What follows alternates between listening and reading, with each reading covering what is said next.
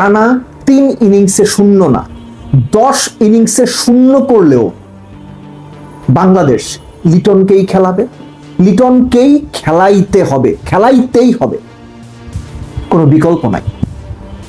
আপনার মনে হইতেই পারে আমি রসিকতা করে কথাটা বলতেছি, রসিকতা না, আমি খুব সিরিয়াস নোটে কথাটা বলতেছি।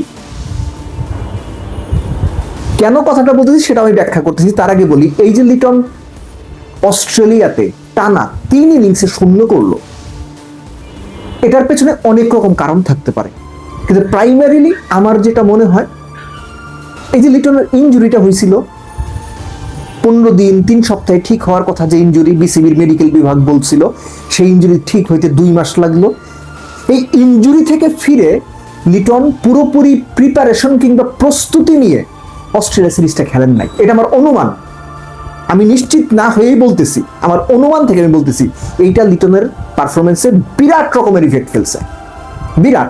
এবং যেহেতু আপনি ইনজুরি থেকে ফিরছেন, আপনার প্রস্তুতি ভালো না, হইতেও পারে এইটা লিটনকে মানসিকভাবে চাঙ্গা রাখে নাই, লিটনকে একটা মেন্টাল ব্লকেজের দিকে ঠেলে দিছিল। এবং এই সব কিছুর আলটিমেট আউটকামটা ছিল টানা 3 ইনিংস। আর লেফট হ্যান্ডেড সিমারদের এগেনস্টে যে দুর্বলতার জায়গায়, এটা আপনি বলতে পারেন যে মিচেল স্টার্কের এগেনস্টে তার সেই দুর্বলতা, বা লেফট আর্মার সিমারদের এগেনস্টে, এবং লিটনের আজে বাজে শর্ট সিলেকশন, এটা তো আমরা ক্যারিয়ার জুড়েই দেখে আসছি। কিন্তু আমার মনে হয় ওই প্রিপারেশনের অভাব, ইনজুরির পরে এইটা একটা বড় ইম্প্যাক্ট ফেলছে। লিটনকে কেন খেলাইতে হবে? এই যে লিটন এই টেস্ট সিরিজের আগে আপনি মনে করেন তো কি করছে সে? সবশেষ টেস্ট সিরিজে সে 100 করছে, একটাই কত 126 বোধ হয় এক ইনিংসে, পরের ইনিংসে পাকিস্তানের সাথে 69, তার আগে আয়ারল্যান্ডের বিপক্ষে 100 আছে, শ্রীলঙ্কার বিপক্ষে 90 আছে, পাকিস্তানের এগেনস্টে ওই মহাকাব্যিক 138 আছে। সো এইটার লিন প্যাচটার পেছনে আমি আবারও বলতেছি, প্রিপারেশনের অভাব এবং ইনজুরির একটা বড় দায় রয়েছে বলে আমার মনে হয়।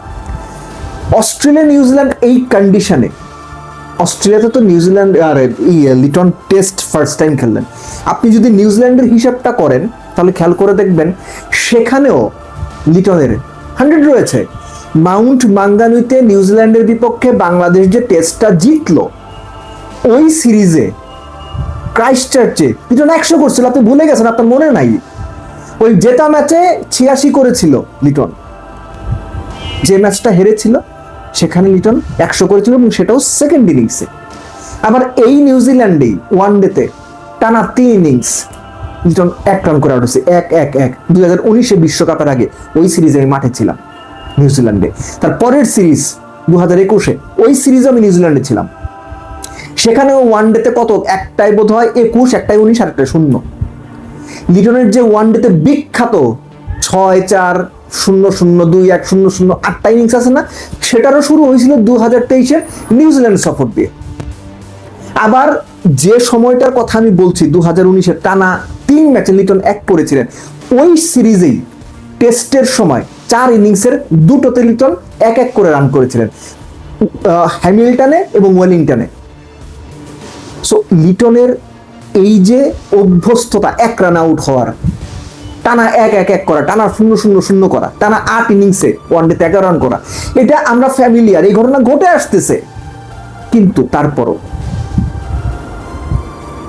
বাংলাদেশে লিটনের বিকল্প ব্যাটসম্যান আইডিয়ালি নাই।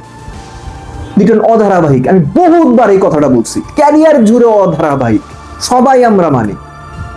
লিটন মোনালিসা শট খেলে, সেটা নিয়ে আমরা অনেকেই ট্রল করছেন দেখছি, কিন্তু ইন রিয়েলিটি বাংলাদেশ টিম লিটনকে সরিয়ে ফেলা এফোর্ট করতে পারবে না। লিটনের মানের অর্ধেকের ব্যাটসম্যান বাংলাদেশে নাই, এটা আপনি আমার সাথে একমত না হইতে পারেন, কিন্তু ইন রিয়েলিটি লিটনের অর্ধেক মানের ব্যাটসম্যান বাংলাদেশে নাই। So Bangladesh cricket management, national team management